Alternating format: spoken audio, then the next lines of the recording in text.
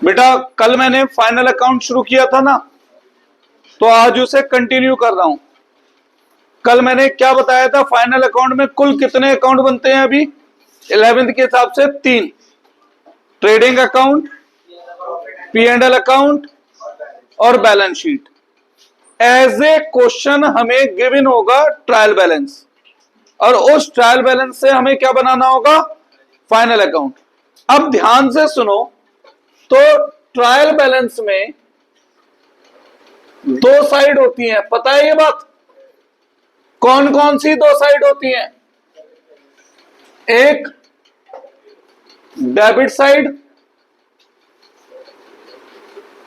और दूसरी credit side. अब जो भी कुछ डेबिट साइड में है, या तो वो बनेगा हमारा एक्सपेंस या वो बनेगा हमारा एसेट। ठीक है? वैसे भी पहले दिन से, जिस दिन से अकाउंट पढ़ा रहा हूं उस दिन से बता रहा हूं भाई, डेबिट में 2 चीजें आती हैं, या तो एसेट या एक्सपेंस। जो भी कुछ क्रेडिट साइड में गिवन है वो बनेगा हमारी या तो इनकम। जर्नली आपके 11th में लोग जो है इनकम ना कह के इसे क्या बोल देते हैं? रेवेन्यू। और या क्या बनेगा? हमारी liability. First day of the भाई अकाउंटेंसी, जिस दिन से हमने शुरू की थी उस दिन से बात बताई है मैंने कि डेबिट में 2 चीजें आती हैं, एक्सपेंस या एसेट, और लायबिलिटी में 2 चीजें आती हैं, इनकम या लायबिलिटी कह रहा हूं, क्रेडिट में 2 चीजें आती है, इनकम या लायबिलिटी। सही है? अब अगर एक्सपेंस है तो ये एक्सपेंस फर्दर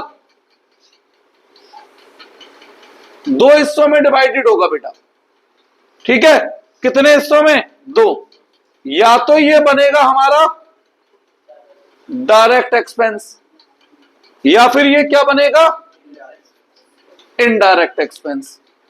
तो सबसे पहले हम आज डायरेक्ट और इनडायरेक्ट एक्सपेंस का मतलब ही जानने की कोशिश करते हैं, या डायरेक्ट एक्सपेंस में क्या आता है और इनडायरेक्ट एक्सपेंस में क्या आता है ये जानने की कोशिश करते हैं। तो बेटा डायरेक्ट एक्सपेंस में आते हैं 3 तरीके के खर्चे। ठीक है? वो कौन कौन से 3 तरीके के खर्चे हैं जो डायरेक्ट एक्सपेंस में आते हैं? पहला, production of goods related expense. Goods को प्रोड्यूस करने से जो रिलेटेड खर्चे होंगे वो सब किस में आएंगे? डायरेक्ट एक्सपेंस में। दूसरा, purchase of goods related expense. Goods खरीदने से रिलेटेड जो भी खर्चे हैं वो भी किस में आएंगे? डायरेक्ट में। तीसरा, फैक्ट्री एक्सपेंस। फैक्ट्री से रिलेटेड जो भी खर्चे हैं वो भी किस में आएंगे? डायरेक्ट में आएंगे। बेसिकली डायरेक्ट एक्सपेंस का मैंने एक पहचान का तरीका बताया था, जो खर्चे जर्नली वेरिएबल नेचर के हों। जर्नली जो खर्चे वेरिएबल नेचर के होते हैं उन्हें हम डायरेक्ट एक्सपेंस कह देते हैं। यानी जर्नली वो खर्चे जो प्रोडक्शन के साथ बढ़ जाएं, प्रोडक्शन के साथ कम हो जाए, उन्हें हम क्या कह देते हैं? डायरेक्ट। ठीक है? पर बेसिकली इन 3 कैटेगरी के जितने भी खर्चे हैं, अब वो चाहे वेरिएबल है चाहे वो फिक्स है, वो किस में आ रहे हैं? सब डायरेक्ट में आ रहे हैं। अब इनडायरेक्ट एक्सपेंस में कौन कौन से खर्चे आते हैं? पहला, goods sales related expense. Goods को बेचने से रिलेटेड जितने भी खर्चे हैं वो सब किस में आएंगे? इनडायरेक्ट में आएंगे। दूसरा, office and administration related expense, ये भी किस में आएंगे? इनडायरेक्ट में आएंगे। तीसरा, जितना भी डेप्रिसिएशन या अमोर्टाइजेशन है, अमोर्टाइजेशन होता है जब इंटेंजिबल एसेट की वैल्यू गिरती है, तो वो भी किस में आएंगे बेटा? इनडायरेक्ट में आएंगे। चौथा, फाइनेंशियल एक्सपेंसेस यानी पैसे के आदान प्रदान से संबंधित जितने भी खर्चे हैं, जैसे इंटरेस्ट, जैसे बैंक चार्ज, ठीक है, ये सब भी किस में आएंगे बेटा? ये सब भी इनडायरेक्ट में आएंगे। पांचवा, ऑल लॉसेस, जितने भी नुकसान हैं, लॉसेस हैं, वो सब भी किस में आएंगे? इनडायरेक्ट में आएंगे। छठा, all non operating expense, non operating का मतलब हुआ रूटीन की डे टू डे ट्रांजैक्शन का जो पार्ट नहीं है, वो सब क्या कहलाएगा? नॉन ऑपरेटिंग बेटा। वो भी सब किस में आएंगे? वो भी सब इनडायरेक्ट में आएंगे, ठीक है, वो भी सब किस में आएंगे? इनडायरेक्ट में। तो बेसिकली डायरेक्ट में इन तीन तरीके के खर्चे आते हैं और इनडायरेक्ट में ये खर्चे। अब इतना सब ध्यान रखने की जरूरत क्या है? डायरेक्ट याद रखो, जो खर्चा डायरेक्ट नहीं है वो क्या बन जाएगा? इनडायरेक्ट बन जाएगा। ये भी तो एक तरीका हो सकता है सोचने का। एसेट्स का मतलब हमें सबको मालूम है। अब ऐसी में अगर इनकम की बात करूं, इनकम को मैं दो हिस्सों में डिवाइड कर रहा हूं, एक डायरेक्ट इनकम और एक अदर इनकम। अब डायरेक्ट इनकम में जर्नली क्या आता है? जर्नली इसमें आता है रेवेन्यू फ्रॉम ऑपरेशन। क्या मैंने कभी इस टर्म का मतलब बताया है आपको? रेवेन्यू फ्रॉम ऑपरेशन का मतलब क्या होता है? रेवेन्यू फ्रॉम ऑपरेशन का बेसिकली मतलब होता है हमारे बिजनेस की जो कोर एक्टिविटी है, दैट इज जो मेन एक्टिविटी है, उससे रिलेटेड जितने भी इनकम्स हैं वो सब रेवेन्यू फ्रॉम ऑपरेशन कहलाती है। फॉर एग्जाम्पल, मेरा कोचिंग सेंटर है, तो मेरे लिए रेवेन्यू फ्रॉम ऑपरेशन क्या है? Fees from students. कोई शॉपकीपर है, उसके लिए रेवेन्यू फ्रॉम ऑपरेशन क्या है? Sale of goods. कोई डॉक्टर है, उसके लिए रेवेन्यू फ्रॉम ऑपरेशन क्या है? Fees from patient. वकील के लिए रेवेन्यू फ्रॉम ऑपरेशन क्या है? Fees from client. ठीक है, स्कूल के लिए रेवेन्यू फ्रॉम ऑपरेशन क्या है? Fees from students. बैंक के लिए रेवेन्यू फ्रॉम ऑपरेशन क्या है? Interest on loan. तो person to person, business to business revenue from operation vary करता है। आप लोग अपने 11th क्लास में दिमाग में रख सकते हैं कि डायरेक्ट इनकम में केवल एक चीज आ रही है, सेल्स। क्या आ रही है? क्योंकि हम लोग फाइनल अकाउंट पढ़ रहे हैं ट्रेडर का, और ट्रेडर कौन होते हैं? जो माल खरीद कर बेचते हैं। तो 11th क्लास के हिसाब से रेवेन्यू फ्रॉम ऑपरेशन में केवल क्या आ रहा है? सेल्स। और सेल के अलावा जितनी भी बची हुई इनकम होंगी वो सब किस में जा रही है? अदर इनकम में। इसमें कोई डाउट? अब रही बात पोस्टिंग की, तो मैंने आपको क्या बताया था? डायरेक्ट एक्सपेंस कहां जाते हैं? Debit side of trading account में, है ना। इनडायरेक्ट एक्सपेंस कहां जाते हैं? Debit side of P&L account में। एसेट्स कहां जाएंगे? Asset side of balance sheet में। बैलेंस शीट में दो साइड थी ना, लायबिलिटी और asset. Asset side of balance sheet में। डायरेक्ट इनकम कहां गई थी? Credit side of trading account में। अदर इनकम कहां गई थी? Credit side of P&L account में। ऐसे ही तो पोस्ट किया था हमने। और लायबिलिटीज कहां जाएंगी? Liability side of balance sheet में। पहले इसे नोट करो, और फिर मैं आज बहुत सारे एग्जाम्पल पुट करने वाला हूं, और उन एग्जाम्पल को हम इनसे मैच करके देखेंगे, और फिर सोचेंगे क्या चीज कहां जाती है बेटा। पहले इसे नोट करो।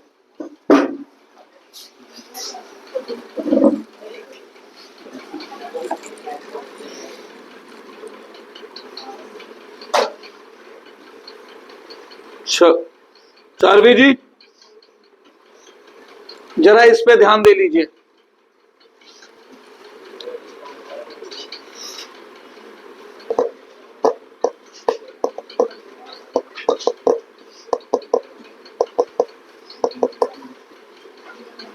तेरे आड़ी कहाँ है भैया? आज आदित्य, आदित्य कहाँ है?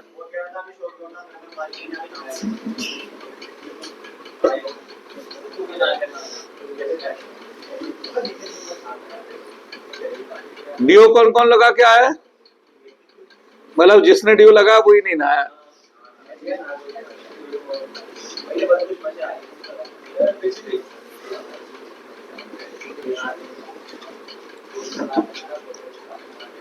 आज तो बहुत सारे बच्चे, बल्क ऑफ द बच्चे गायब है। ईगो वाले कितने जने बैठे हो? 1 2 3 4 5 6। यार कैसे चलेगा, मैं तो समझ नहीं आ रहा, बच्चे इतनी छुट्टी मारते हैं। नहीं साहब, 6 ईगो में वैसे 16 बच्चे हैं। हाँ 16 17। अकाउंट में वैसे हैं 43 44। आते कितने हैं देखो।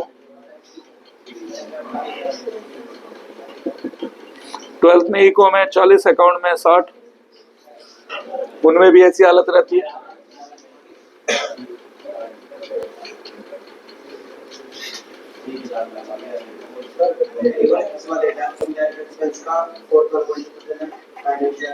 बेटा जो भी पैसे लेने से, उधार लेने से संबंधित खर्चे हैं वो सब फाइनेंशियल एक्सपेंस होते हैं। जैसे आप बैंक से लोन ले रहे हो, कोई फॉर्मेलिटी है, फाइल चार्ज है, वो भी इसमें आएगा।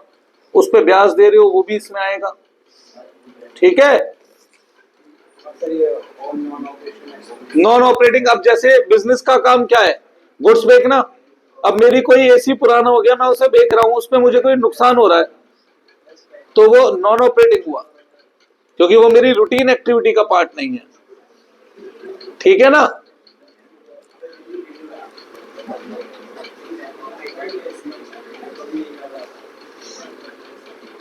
अब जब ये लिख लो तो मुझे बताना, मैं आप एग्जाम्पल पुट करूंगा आप लोगों के सामने, और हम पहचानेंगे क्या चीज कहां आएगी।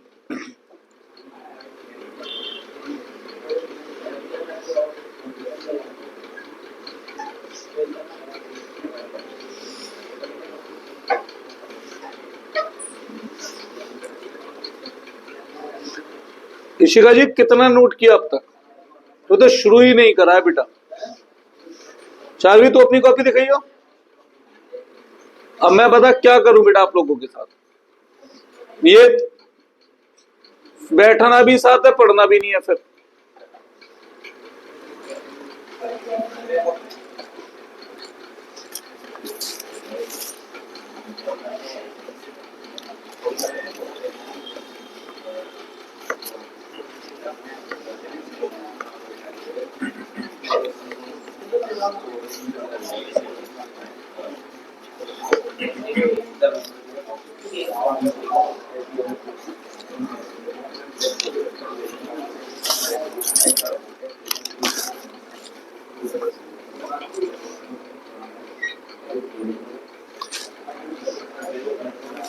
बोलना शुरू करूं? नहीं अभी।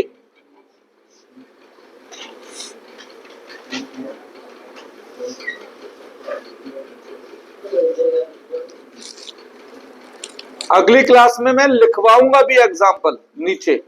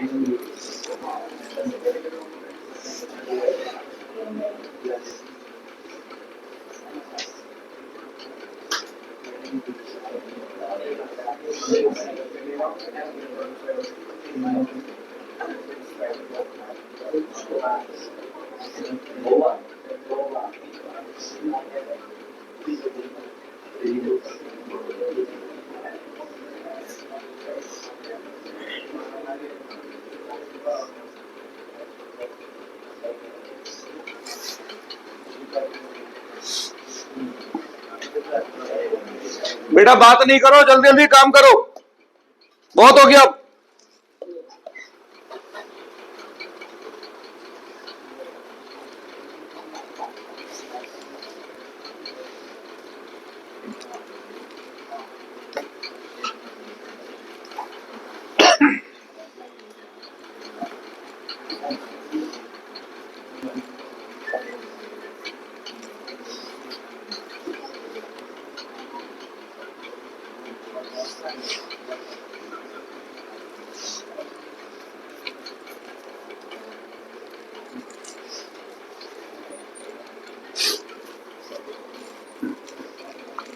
हाँ जी, डिस्काउंट। पहले बताओ, डिस्काउंट एसिट है, एक्सपेंस डेबिट में दे रखा है अगर, तो एसिट हुआ, एक्सपेंस हुआ, एक्सपेंस। क्या डिस्काउंट का माल खरीदने से कोई संबंध है? माल खरीदने पे डिस्काउंट देते हैं हम, तो वो तो इनकम हुई ना, हम एक्सपेंस वाले डिस्काउंट की बात कर रहे हैं। क्या माल बनाने से कोई संबंध है? क्या फैक्ट्री के डे टू डे एक्टिविटी से कोई संबंध है? तो भैया क्या डिस्काउंट डायरेक्ट एक्सपेंस हुआ? नहीं। तो डिस्काउंट क्या हुआ? इनडायरेक्ट। लेकिन इसमें भी चलो हम मैच करते हैं, डिस्काउंट का संबंध माल बेचने से है, तो वो किसका खर्चा हुआ? सेलिंग एक्सपेंस हुआ बेटा। ठीक है, वैसे तो सबसे अच्छा तरीका है बस डायरेक्ट पहचानो, डायरेक्ट नहीं है तो वो क्या बन जाएगा? इनडायरेक्ट। बट फिर भी क्योंकि अभी शुरुआत की स्टेज में मेरा काम आपको समझाना है पूरी तरह, तो मैं आपको हर कैटेगरी के हिसाब से डिस्कस करके बता रहा हूं। ठीक, जैसे डिस्काउंट रिसीव क्रेडिट में दे रखा है, तो इनकम या लायबिलिटी? क्या डिस्काउंट रिसीव का सेल से कोई मतलब था? क्या वो सेल नाम की इनकम है? डिस्काउंट सेल नाम की इनकम है, तो वो क्या बना? Other income. यानी कहां जाएगा? P&L के क्रेडिट में। क्रेडिट बेटा, डिस्काउंट क्रेडिट में है तो इनकम है या लायबिलिटी है? ये बता। क्या वो सेल है? तो वो इसमें आ गई, खत्म बात। यही तो पहचाननी है। Advertisement, asset, liability, income, expense. Asset होता है, आज मैं बोर्ड लगाऊंगा 11th क्लास के बैच स्टार्ट, तो अगले साल बच्चे आएंगे उसके बदले में। क्या होता है एडवर्टाइजमेंट? एक्सपेंस। अब एडवर्टाइजमेंट डायरेक्ट एक्सपेंस है, इनडायरेक्ट? क्यों? किससे संबंध है एडवर्टाइजमेंट का? सेल से संबंध है, तो वो बना सेल्स रिलेटेड एक्सपेंस।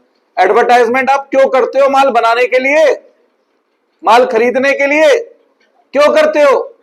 माल बेचने के लिए। तो उसका संबंध किससे हुआ? तो वो क्या बना? Sales related expense. क्या बना वो? Sales related expense. ठीक है। प्रिंटिंग एंड स्टेशनरी डेबिट में दे रखा है, तो या तो एसेट होगा या एक्सपेंस। क्या है वो? एक्सपेंस। क्या प्रिंटिंग स्टेशनरी का माल खरीदने से संबंध है? माल बनाने से संबंध है?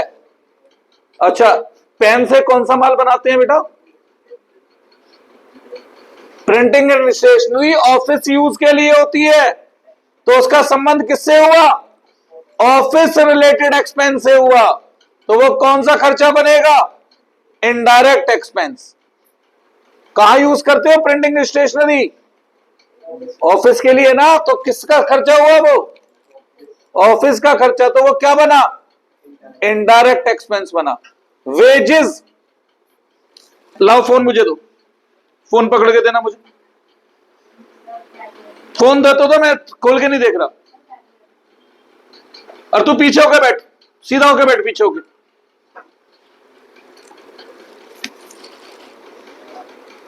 क्या बोला मैंने? भूल गया। वेजेस। वेजेस का मतलब क्या होता है? दिहाड़ी। किसे देते हो दिहाड़ी? मजदूरों को। कौन से मजदूर? कहां काम करते हैं मजदूर? फैक्ट्री में, ऑफिस में? मजदूर का काम करते हैं फैक्ट्री में, तो ये वेजेस किससे रिलेटेड खर्चा हुआ? और वैसे भी मजदूर प्रोडक्शन के लिए होते हैं, तो प्रोडक्शन रिलेटेड खर्चा, तो ये क्या बना? Direct expense. सैलरी, सैलरी किसे देते हैं? नहीं होगा जो, सैलरी किसे कह देते हैं? वर्कर्स को, क्लर्क को, जो ऑफिस में काम करते हैं। वैसे भी सैलरी और वेजेस में एक डिफरेंस होता है। सैलरी जो होता है वो फिक्स नेचर का है, महीने में 10 दिन काम हो, 25 दिन हो, सैलरी फिक्स है। वेज होता है प्रोडक्शन बेस, प्रोडक्शन ज्यादा कराओगे तो ज्यादा बेस देना पड़ेगा, कम होगा तो कम बेस देना पड़ेगा।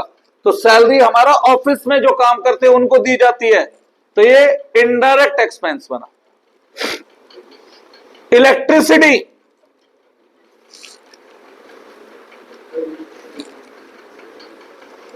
बताओ इलेक्ट्रिसिटी।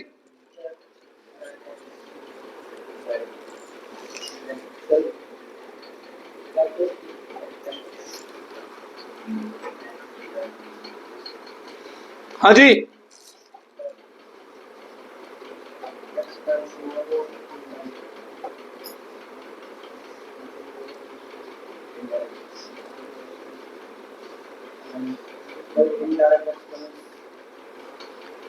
इलेक्ट्रिसिटी और पावर दो शब्द बोल रहा हूं, दोनों में कोई डिफरेंस है या दोनों सेम थिंग है?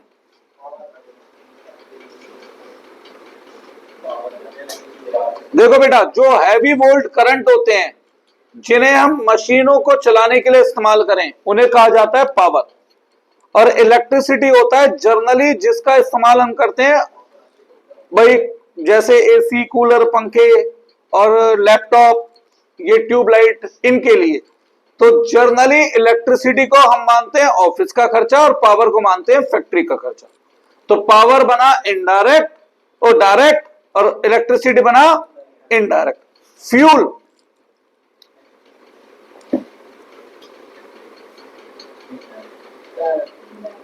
फ्यूल का मेन इस्तेमाल कहां होता है?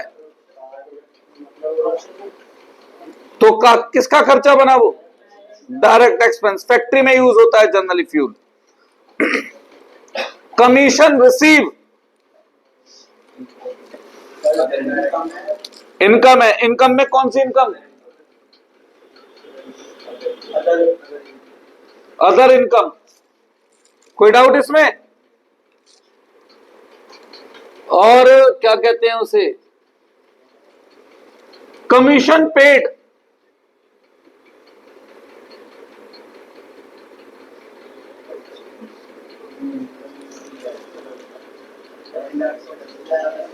एक्सपेंस या एसेट? एक्सपेंस। माल बनाने से संबंध है कमीशन का? जनरली किससे संबंध है?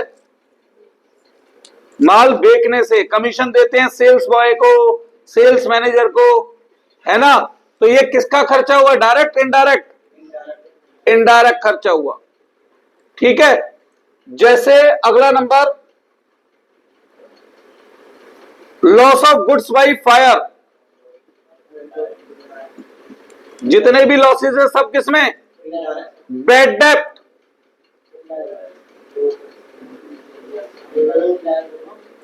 बैड डेप्ट भी क्या होता है? Loss, indirect. Telephone expense, indirect expense. Carriage inward,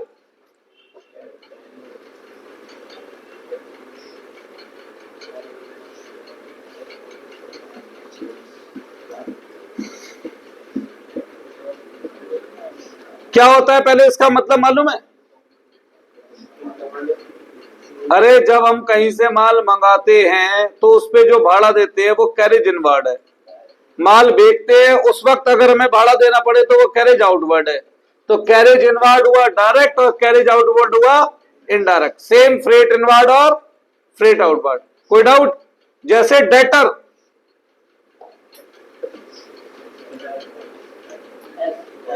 asset में आएगा। क्रेडिटर,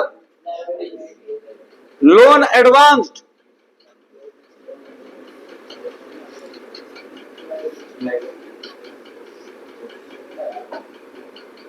बताओ। लोन और लोन एडवांस में मैंने क्या मतलब बता रखा है सभी को?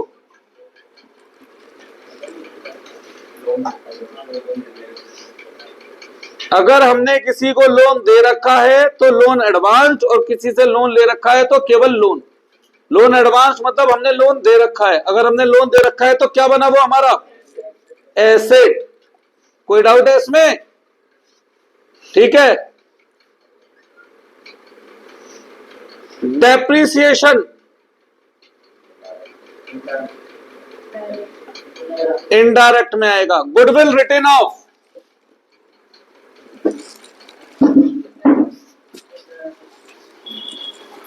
बताइए, goodwill written of,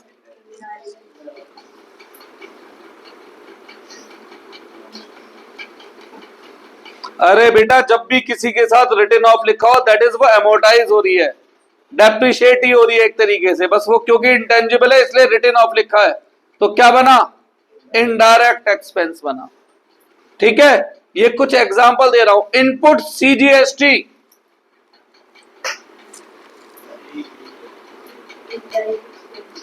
input GST asset होता है देवी जी। माल खरीदा उस वक्त जो मैंने जीएसटी दी, बाद में वो पैसा रिकवर हो जाएगा जब मैं माल बेचूंगा। आउटपुट जीएसटी वो लायबिलिटी होता है। ठीक है, कोई डाउट इसमें? एक्साइज ड्यूटी, मतलब ही नहीं पता होगा तो मुझे बताओगे कैसे? एक्साइज ड्यूटी का मतलब होता है जब हम कुछ प्रोडक्शन करते हैं उस प्रोडक्शन के ब्याज पर हमें टैक्स देना होता है, तो ये टैक्स ऑन प्रोडक्शन है, तो ये बना प्रोडक्शन रिलेटेड एक्सपेंस। क्या बना ये हमारा? प्रोडक्शन रिलेटेड एक्सपेंस बना। सही है, तो ये किसका पार्ट बना? डायरेक्ट एक्सपेंस का पार्ट बना। गुडविल, गुडविल एसेट होती है। प्रोविजन फॉर बैड डेट, मैंने क्या बताया था, जितने भी प्रोविजन होते हैं सब क्या होते हैं? लायबिलिटी होते हैं। जितने भी प्रोविजन होते हैं सब क्या होते हैं? लायबिलिटी होते हैं। प्रोमाइसेस, मैंने आज जानबूझ के थोड़ा सा आलस कर गया लिखवाने में, बहुत बल्क ऑफ द बच्चे गायब है। कल नहीं आएंगे या आएंगे, कल तो मैं लिखवाऊंगा ये सारे एग्जांपल, तो आज मैं वैसे इनके बेस पर डिस्कस कर रहा हूं। क्या बोला मैंने? प्रोमाइसिस। प्रोमाइसिस कहते किसे हैं? अरे जहां पर हमारा बिजनेस ऑपरेट होता हो उस जगह को प्रोमाइसिस कहते हैं। इन शॉर्ट बिल्डिंग का एक वाइडर कॉन्सेप्ट है प्रोमाइसिस। तो क्या बना ये? एसेट। ठीक है, आउटस्टैंडिंग एक्सपेंस,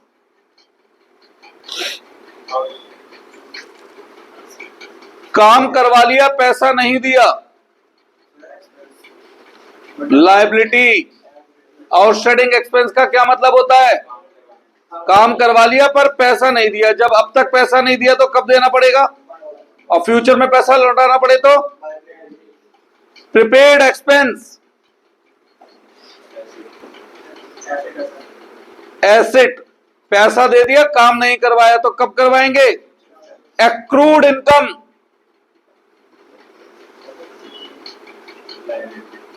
काम कर दिया पर पैसा नहीं मिला तो एसेट। एडवांस इनकम, ये होगी लायबिलिटी।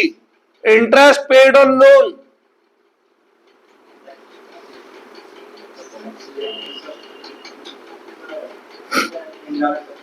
ये वो है फाइनेंशियल एक्सपेंस, इनडायरेक्ट एक्सपेंस। ठीक है, बैंक चार्ज, रिपेयर,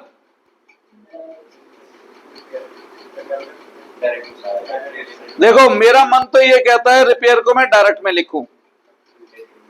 ठीक है, क्योंकि रिपेयर मशीन वगैरह की होती है और मशीन वगैरह का इस्तेमाल कहाँ होता है? पर भैया पता नहीं क्यों एक कस्टम चल रहा है 25 साल से, मैं भी गलत जगह लिख रहा हूं तो मैं भी वहीं लिखवा रहा हूं। फिर रिपेयर को ये लोग लिखवाते हैं इनडायरेक्ट में। अब इसके पीछे लोग रीजन देते हैं, हम तो ये मानते हैं रिपेयर फिक्स है, काम करो ना करो होगी, पर ऐसा होता है क्या?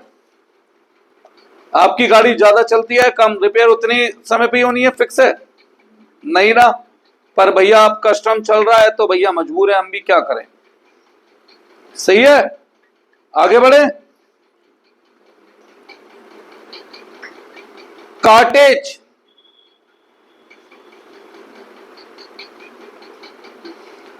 देखो जब ट्रक से माल आता है तो माल गोडाउन में अपने आप पहुंच जाता है ना, या कोई पल्लेदार होते हैं जो कंधे पर रखते हैं उसे उठा के रखते हैं अंदर। भैया जो हम उन्हें पैसा देते हैं उसे कार्टेज कहते हैं, तो ये परचेज रिलेटेड एक्सपेंस ही हुआ। ठीक है बेटा, क्या हुआ? ये परचेज रिलेटेड एक्सपेंस ही हुआ। कोई डाउट है यहां तक? जितना सुना अभी तक कोई क्लियर है ये चीजें? अब जैसे भाई साहब क्या परेशानी है यार, तो पढ़ते क्यों नहीं हो यार?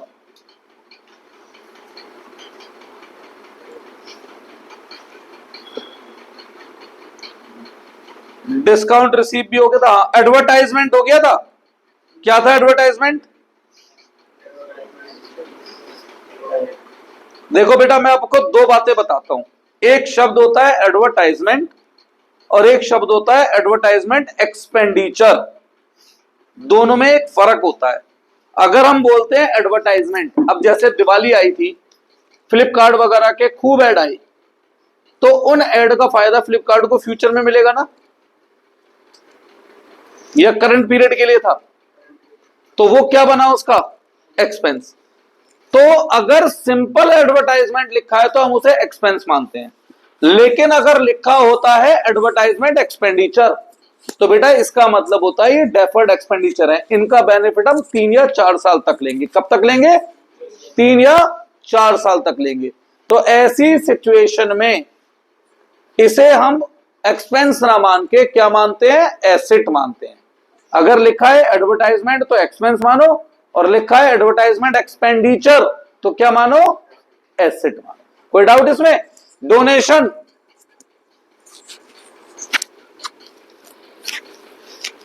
पहले तो बताओ, डोनेशन एक्सपेंस या एसेट? क्या इसका माल बनाने से मतलब है? खरीदने से? फैक्ट्री की डे टू डे एक्टिविटी से? तो ये क्या बना? इनडायरेक्ट एक्सपेंस बना। ठीक है, तो इन्हें हम अदर एक्सपेंस की तरह, नॉन ऑपरेटिंग एक्सपेंस की तरह ट्रीट कर सकते हैं। कोई डाउट है यहां तक? किसी को कुछ पूछना है?